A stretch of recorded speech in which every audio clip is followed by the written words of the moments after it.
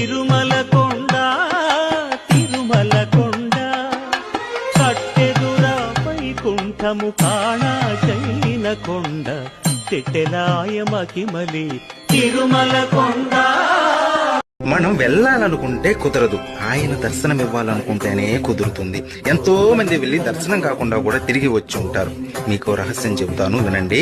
ఆయన మనకి దర్శనం ఇవ్వాలనే సూచనలు మనకి పంపుతాడు. ఎలా అంటే నిద్రపోతున్నప్పుడు కలలో కనబడడం, తరచూ శ్రీవారి గురించి విషయాలు మన చెవిన పడడం, లేదా ఎవరైనా తిరుమలకు పిలవడం.